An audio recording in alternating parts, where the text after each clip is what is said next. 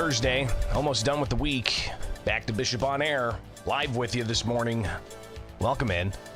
Good morning from the Peoria area. Jerry, see you there. Randall, David. Scrubby Door. Is that how you pronounce that? Good morning. All right, thanks for hanging out each and every weekday morning when we're live. A lot to tackle today. The two main focuses: the migration crisis in Chicago and how much it continues to cost taxpayers, and questions about a lack of transparency on that spending.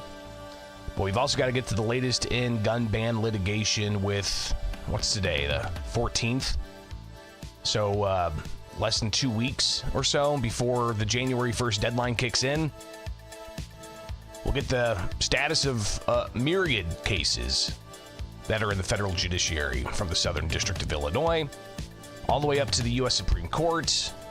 There continues to be action and reaction in all of those. So we'll get to that here next, all right? It is Bishop on Air. I'm Greg Bishop. Thanks for hanging out. You can follow me anywhere. Just search Bishop on Air. And if you want to, support the program, check out some of the merchandise below, all right? Stay tuned.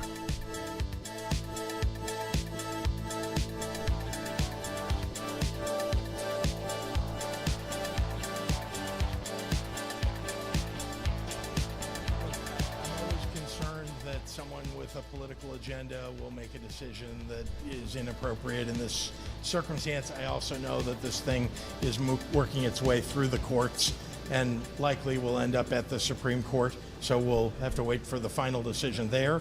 But I do believe that this law will go into effect on January 1 and that it will save lives across the state. That's Governor J.B. Pritzker earlier this week reacting to questions of if he's concerned that there will be an injunction put on the state's gun ban registry after a Southern Illinois district judge heard the case on Tuesday down in East St. Louis. Of course, we reviewed some of that yesterday, and the transcript is available. So we'll touch on exactly where we're at with that case, but also with the status in the Seventh Circuit Court of Appeals with that denial that happened earlier this week for an en banc or full court review of that case, which had a whole bunch of different litigants involved, but also some of the latest action out of the U.S. Supreme Court when it comes to two different cases. The one out of Naperville, and also the request for a action from Dan Calkins' case in the U.S. Supreme Court, that being denied yesterday. So a lot to tackle here. Appreciate you guys being with us. But let's go ahead and hear what Governor J.B. Pritzker had to say earlier this week when he was asked about the Joint Committee on Administrative Rules and also about the potential for an injunction from the Southern District of Illinois federal courts. Here's the governor earlier this week answering questions from reporters in the Chicago area. Again, the idea here is to make sure that people are registering their assault weapons. And they are. Thousands and thousands of people have registered their assault weapons.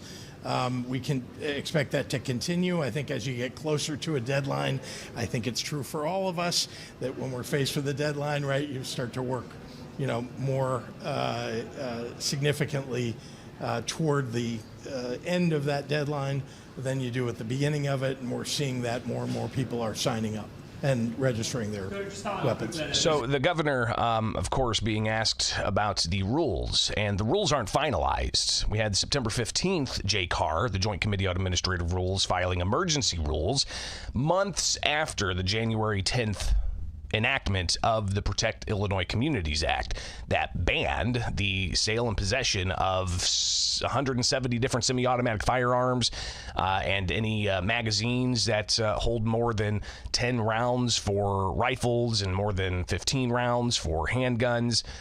Being found in possession of these things can lead to a Class 3 felony in certain instances. I think the magazines, it's a misdemeanor charge if you're found with high-capacity magazines. So the rules for the registry were supposed to, be in place before the October 1st deadline. Those rules did not get put into place until September 15th on an emergency basis. Didn't go through the typical rulemaking process of, months ahead of time before an enactment. You've got proposed rules, deliberation around those rules, modifications of those rules, plenty of time for public comment on those rules. That normal rulemaking process didn't play out until all of a sudden September 15th, 2 weeks before the October 1st date for the registry to open by law, and Illinois State Police filed emergency rules that go into effect immediately. Then last week, state police, after the registry had been open, and you've got thousands of people registering firearms, about 0.25%. Again, 0.25% of Illinois FOID card holders actually registering firearms, around 6,141 of the 2.4 million. Again, that's 0.25%. So some say that's an extremely low registration rate, and maybe that's because, as we heard from the Southern District of Illinois oral arguments, maybe people are confused by the rules. Well, the rules aren't finalized yet. You have the emergency rules that are in place and proposed amendments to those rules taken up this week by the Joint Committee on Administrative Rules, but they did not act on those rules, so the amended rules are not in place. The original September 15th rules are still in place with all the questions that there are and all the pitfalls and holes that there are in those rules, so those rules are not in place, or at least clear enough for people willing to, voluntarily tell the Illinois State Police they have banned items.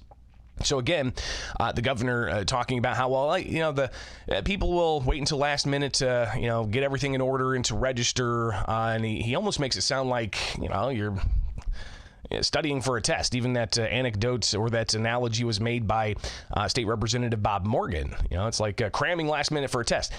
This isn't a test. This is the possibility of people getting hit with a felony charge if they're found in possession of a banned item without telling state police they had a banned item. And that felony charge could lead to a loss of their Second Amendment rights, their voting rights, could lead to prison time. So this isn't like cramming for a test. This is a major issue of criminal justice in this state. So obviously there's all kinds of lawsuits that have been filed, right? So just to take a quick look at some of the status of these lawsuits, you've got the various cases that have been filed in the Southern District and the Northern District. The Northern District had a case challenging Cook County and Chicago's gun ban. You also had another case challenging Naperville's gun ban. Both those cases wrapped in the state's gun ban whenever it was enacted earlier this year. Those were in the Northern District. Federal judges in the Northern District essentially sided with the state, saying they had a likelihood of succeeding. In the Southern District, you had a whole bunch of cases that were consolidated where Judge Stephen McGlynn said that there's a preliminary injunction in place because he believed the plaintiffs had a likelihood of success. So while that injunction was in place, and then you had the Seventh Circuit Court of Appeals take all these cases, just as the Naperville plaintiffs were asking for the U.S. Supreme Court to intervene, but as the Seventh Circuit Court of Appeals was consolidating the cases from the Southern District and the Northern District with different outcomes into one set of cases that they were going to review. They signaled to the U.S. Supreme Court they're doing a rocket docket and they're taking care of it. So the U.S. Supreme Court at that time did not take the Naperville case. So then we had the Seventh Circuit hear that case, oral arguments. They deliberated that internally for 4+ months, and then they released a ruling early November, essentially vacating the lower courts in the Southern District's emergency injunction, meaning, the lower courts blocked the law from being in effect. Well, the Seventh Circuit stayed that, essentially saying that's not active right now. And then they ultimately overturned that lower court decision and said that the state had a likelihood of succeeding on the merits. I think that's important here. We have yet to fully deal with the issue of the merits of whether or not you can ban commonly owned firearms and require people to register those. Have not dealt with the merits on these things, even though it's gone all the way up to the U.S. Supreme Court. So after the Seventh Circuit's 3-judge panel ruled for the state, effectively, you had plaintiffs go to the U.S. Supreme Court in the Naperville case. But that wasn't the only case in the U.S. Supreme Court.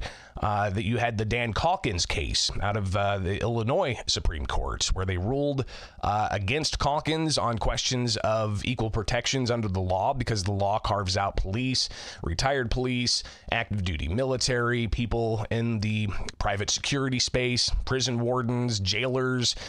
They're exempt from having to register these firearms and actually can go and purchase these firearms, while the normal citizen does not have that right under state law. So that question of equal protection went in front of the Illinois Supreme Court in Dan Calkins' case.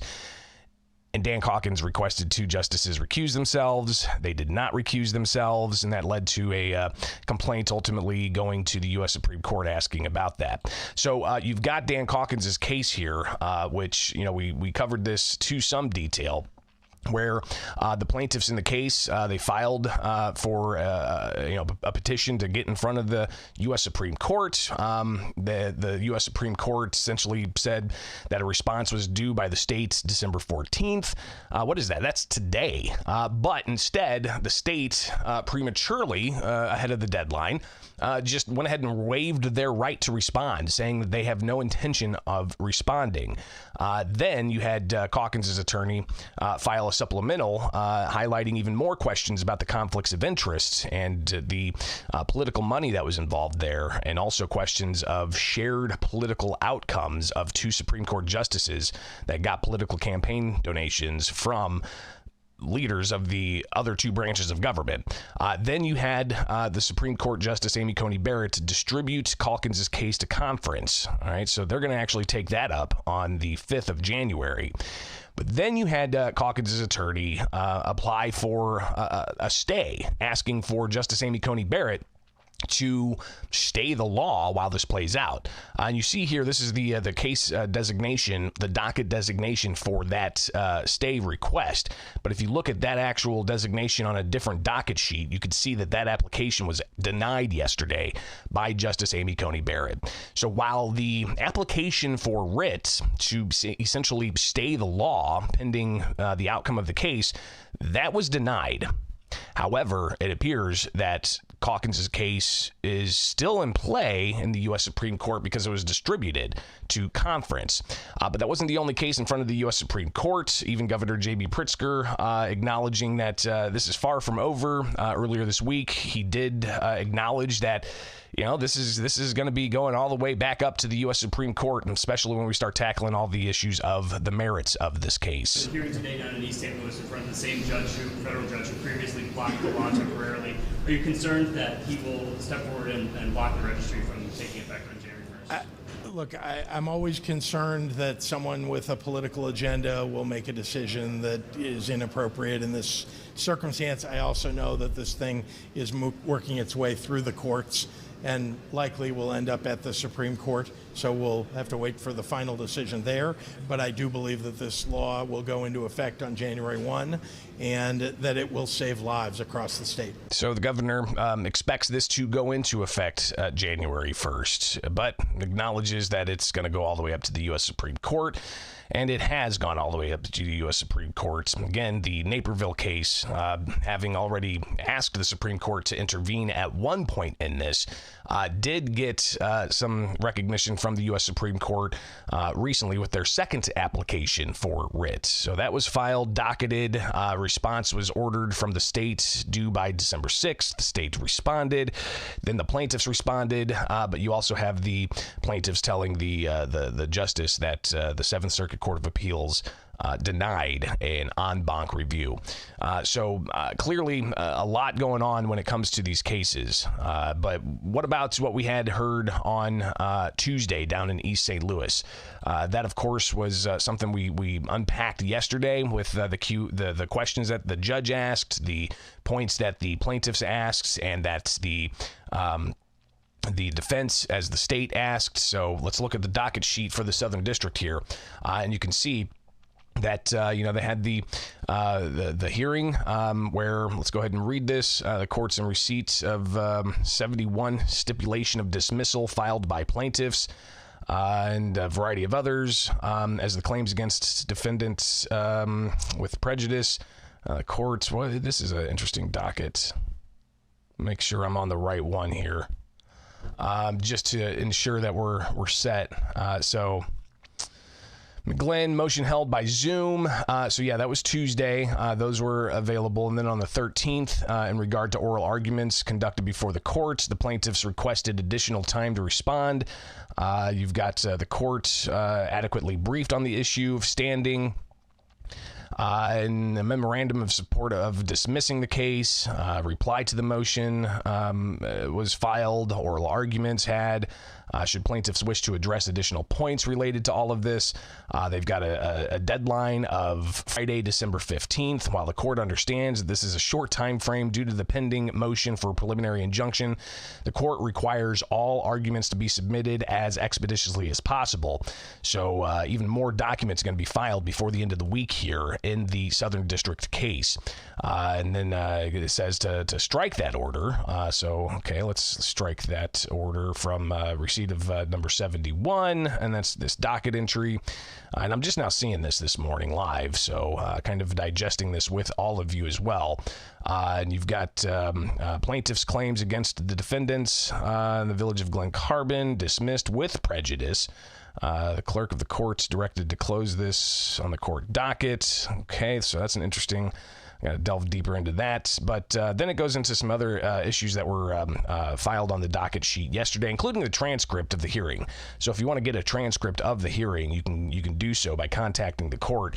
But again, the judge also setting a deadline for response to the motion to dismiss. The plaintiffs have a response that's supposed to be due by noon on the 15th. So again, when it comes to the Southern District of Illinois, you had Judge Stephen McGlynn say he's inclined to not grant a preliminary injunction delaying the January 1st deadline for people to register banned items with state police. But he did say he hasn't made up his mind. So will we see that decision come Friday?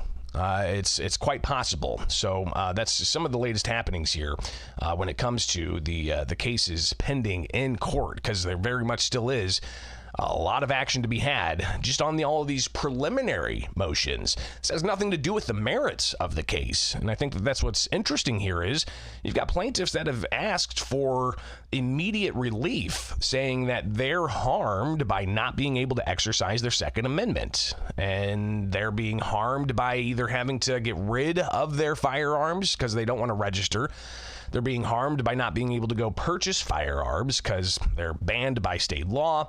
And then you've got the prospect of people possibly facing criminal charges, felony charges, and the loss of civil liberties by facing those criminal charges.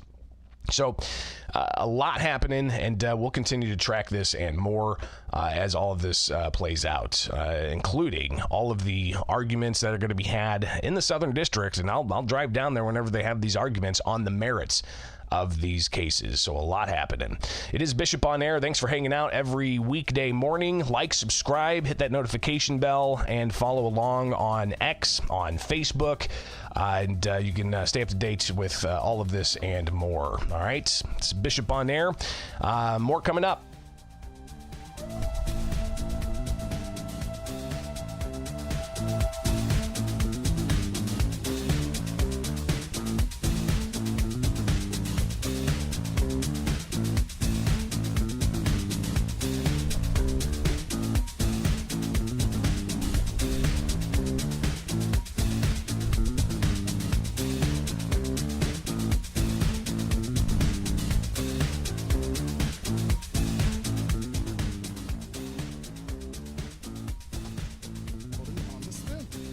What are you guys going to do to restore faith and confidence in the voters, at least out that way, that you all are doing the right thing with the money? Yeah, thank you for that question.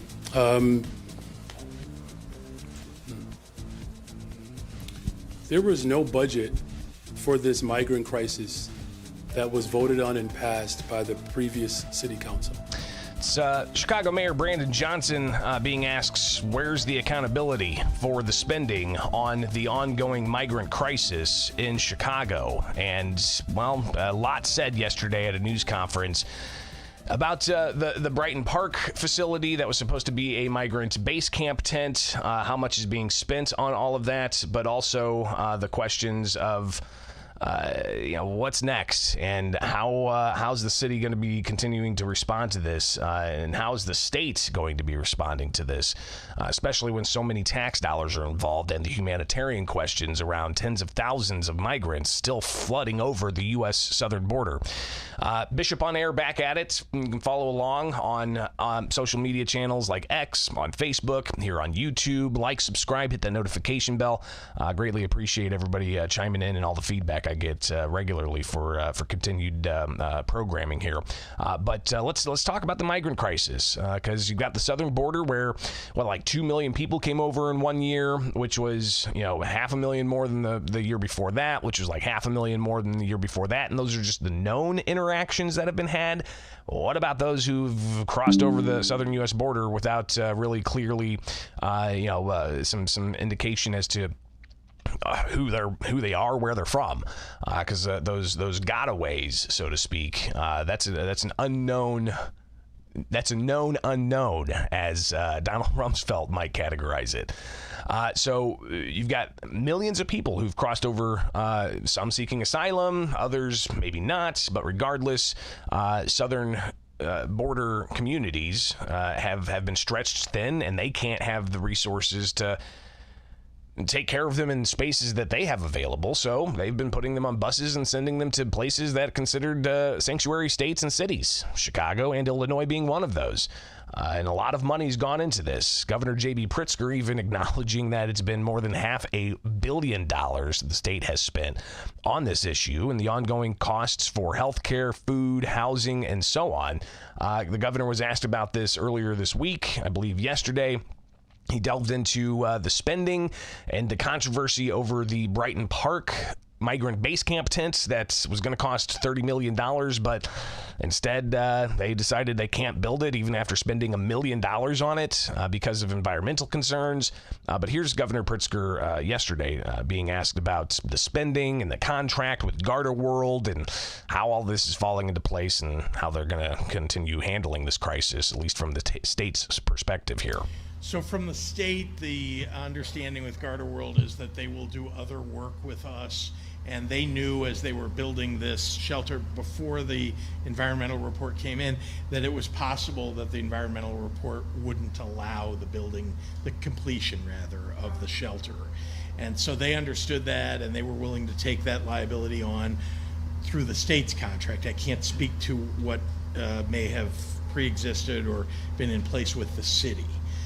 Meanwhile, they are going to be involved and have been in work to help us stand up other shelters. Remember, even the bricks and mortar shelters that already exist need work, and Garda World is helping us to complete that work very quickly so we can get people sheltered in the right places. We have not provided funding directly to the city, but we have spent, as you know, more than $500 million already to support asylum seekers that have come to Illinois. That's on top of what the city has done. And our work has been wraparound services, making sure that we've got everything from healthcare, and food and other things, the services that people need until they can get a work permit. So I can't speak to the amount, but we don't transfer funds, at least with regard to asylum seekers, to the city. So that may be a cost that the city bears. Having said that, we're all working together. There's a lot of cost associated with this. We've tried to get the federal government to step up and do what they should be doing, but we haven't seen enough support from them yet. So the governor essentially indicating there that he wants the federal government to step up with what? More spending? When he says what they should be doing, others would say what they should be doing is closing the border and actually enforcing the border and maybe going back to Trump-era policies of remain in Mexico. So we don't have people coming here claiming asylum, and those not being legitimate claims only to be found out months later when they actually do attend an asylum hearing. Because when they cross the border and they say, hey, I seek asylum, Then they're giving a hearing date that's months and months and months down the road, and then they find themselves in a shelter or a police floor in Chicago, as has been the case over the past 15, 16 months, with more than 24,000 migrants that have come through. Now, the city has moved a lot of these migrants out of police station lobbies, out of Chicago O'Hare International Airport. They've set up different types of hotel operations. And as we'll hear from Chicago Mayor Brandon Johnson, he says that he's looking for anywhere else outside of Chicago throughout the entire state of Illinois to send migrants. So in a way, as we'll hear from the mayor, he seems to be having to do what the southern border communities are doing.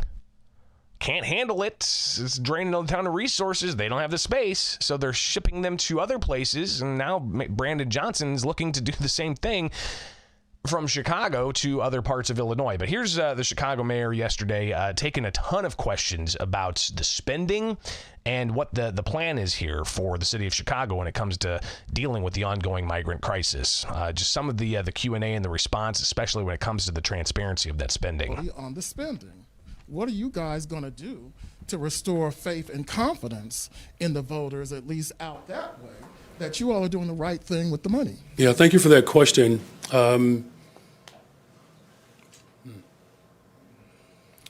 There was no budget for this migrant crisis that was voted on and passed by the previous city council. So not only did I inherit an international crisis, there was no budget. There was very little infrastructure. And within almost 7 months now that I've been in office, we've literally had to create a budget, establish some structure and order, advocate at the federal level around international policies, while also making sure that we're building an operation that centers people's humanity. Now, I can't speak for the previous city council. What I can say, though, is that this budget provides a real structure and frame around what our capabilities are.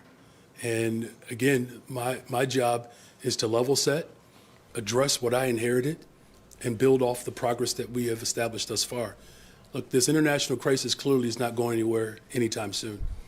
The people of Chicago voted for me to provide structure, to create some discipline and some accountability to not just this mission, but all of our work. And I've done just that. So, again, the mayor is saying it's not going away anytime soon. So we're going to see continued thousands of people cross the border each day. If not, as has been reported recently, 10,000 a day.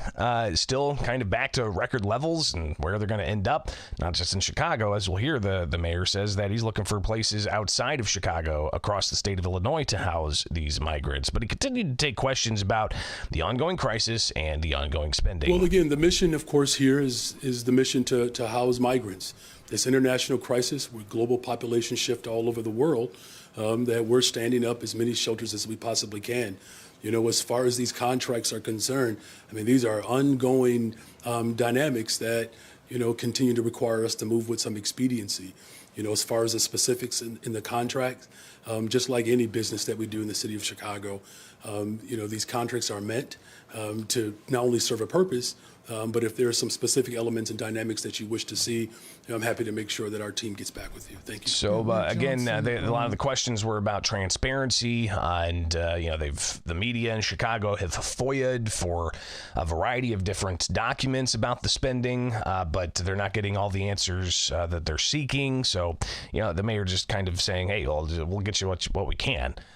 More from the mayor, especially about the Brighton Park debacle, because, you know, there were questions for years about that area not being used for anything because of contamination of the soil. But apparently the city moved forward with plans and even spent what appears to be $1 million on the Brighton Park facility. And what we found was that the city spent just under $1 million, $985,000.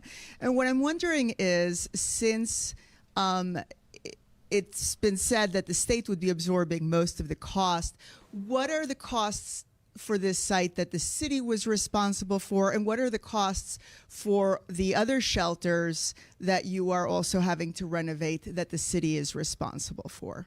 Well, look, we said from the very beginning that my commitment was to assess not just this site, but multiple sites. because, again, this international crisis has already been alluded to, the influx of migrants. I don't believe that's going to slow down, just as long as we have the type of failures and the political interests that are not aligned with the true values of our country work to prevail. And so we made this commitment to assess this site and multiple sites. As far as, what else we're responsible for, our team is in conversations, particularly with this site, with the owner, as we move forward, because clearly, at least at this moment, that site, we're not moving forward with it. I guess the question is, where did those $1 million go? What was the city was paying? Remediation, the remediation that was needed. Obviously, the workforce, all of that. The contracts to remediate, and again, the workforce. So the $1 million going to remediate soil and to those workers who are doing all of that for a site that's just not going to be used, apparently. But then you had a question come in about how the spending in other migrant shelters seems to be exorbitant, and even a question from a WBEZ reporter about how documentation still indicates that only 18% of people working at these migrant shelters are city residents, only 18%, and they're getting millions and millions of dollars here. And even the question of how much these workers who aren't Chicago residents are getting paid. And tail end of the question for the mayor, who responds. Up to $2,100 a day per employee to this multinational corporation owned by a Canadian billionaire. So could you restate your question again? I heard the editorial at the very end. What's your question? When can we have updates on vendors, like more local vendors? Oh, yeah, I got you. So there are some RFPs that are still being finalized. And as I said from the very beginning, again, I can't speak for what was done prior to when I arrived, but I've been very upfront about challenging our department to renegotiate these contracts, but also make sure that we are prioritizing Chicagoans. I'm still very much committed to that, and we'll get you an update soon, okay? So again, costing a lot, and apparently some of the contracts that have been reviewed by Chicago area media indicating that you've got corporations owned by a Canadian billionaire that is getting paid substantial amounts of money to pay non-Chicago residents upwards to $2,100 a day to work in these facilities.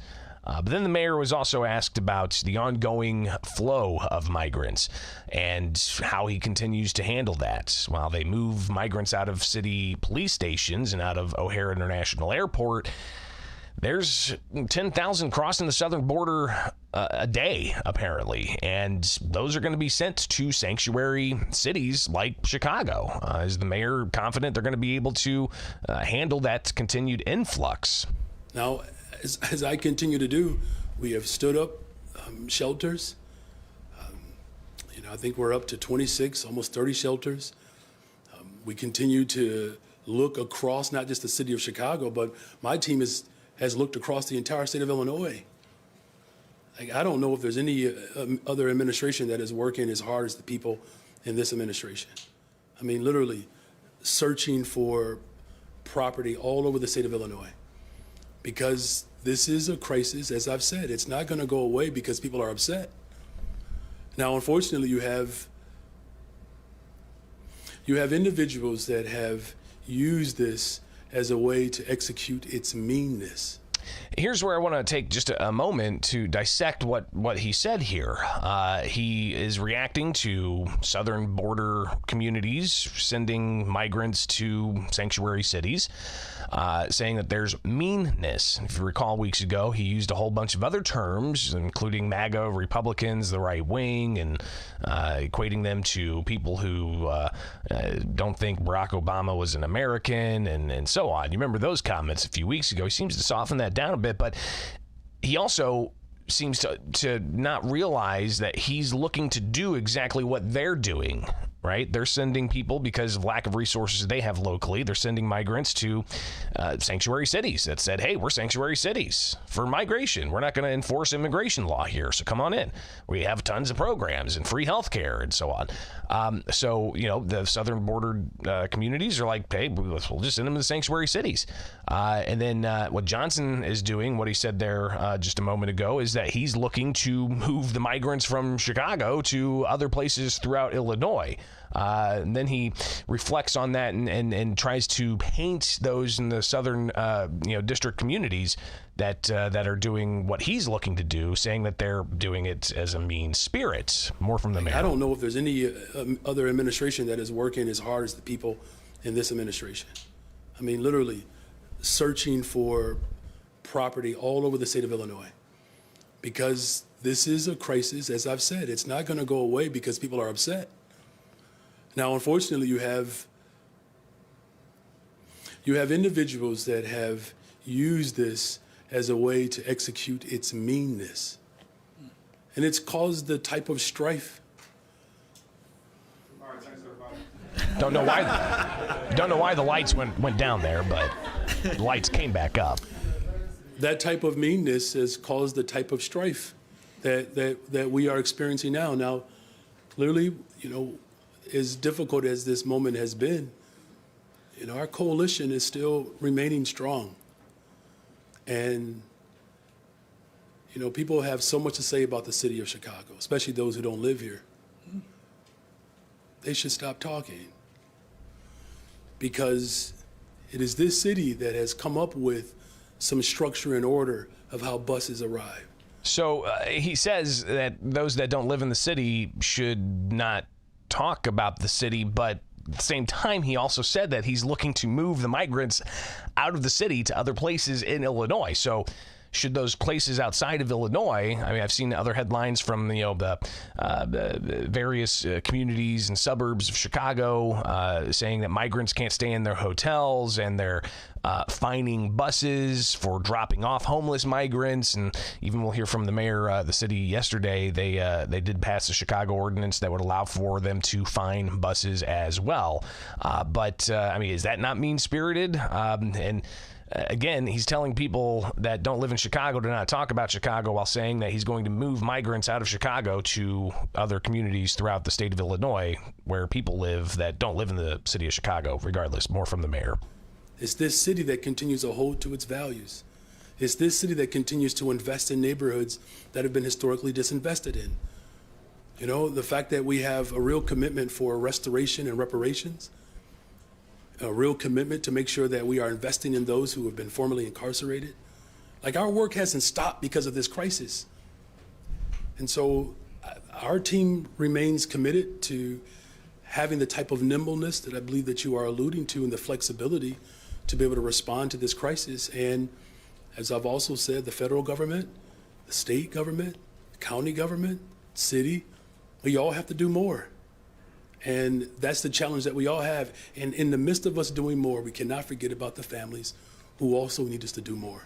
And we're up for the challenge. There's no question the humanitarian issue here, and the exorbitant cost as well.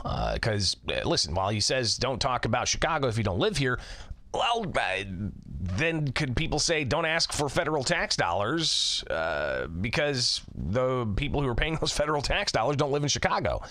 Don't ask for state tax dollars because the people living in central Illinois don't live in Chicago. So, how do you manage that when you've got that type of rhetoric of, some people commenting, keep my city's name out your mouth. That type of mentality, is that the way to foster cooperation in all of this and to retrain the focus on the humanitarian crisis? And why is it they're only asking for more money? Even Governor Pritzker seeming to say the federal government needs to do more in terms of more tax dollars. Why not close the southern border? Regardless, Mayor Johnson also reacting to questions about a new ordinance the city of Chicago passed dealing with how they treat buses that are dropping people off from the southern U.S. border after they crossed, either seeking asylum or illegally. Can you talk about some of the specifics that would lead to a bus actually being impounded, to the criteria that would go into that, and do you expect that to be enforced starting immediately? Well, it was passed today mainly because, we have a real irresponsible, inhumane practice that's coming from the border. And what I've said from the very beginning, we have to create some structure and order and some calm to this crisis, and my leadership has done just that. Decompressing our police districts, only one left, while also maintaining, of course, the expectation of the people of Chicago, that we're actually serving those who are protected by international law, that are seeking asylum here. Now, what the ordinance is very clear about is that there's a 48-hour notification that has to be provided. There are very clear times in which buses can drop asylum seekers off in the city of Chicago, and there's a specific location. This is not, an unusual dynamic. This is a type of order and structure that my leadership is providing, and we'll continue to do just that. And just to follow up, Block Club and others have. You've got the mayor continuing to take questions about this, and we'll obviously hear more because the humanitarian crisis is evident, the taxpayer costs grows, and the border continues to remain open. So we'll hear more of it. It's Bishop on Air. Check in each and every weekday morning about this time. Get the latest of what's going on with a variety of issues. Appreciate you guys taking your part of your morning to hang out. All right, we'll be back at it tomorrow. Again, like, subscribe, hit the notification bell, support the show with some merchandise. You can click the links below the YouTube channel or just go to my website, bishoponair.com. bishoponair.com. Have yourselves a wonderful rest of the day. We'll be back at it tomorrow. All right, later on.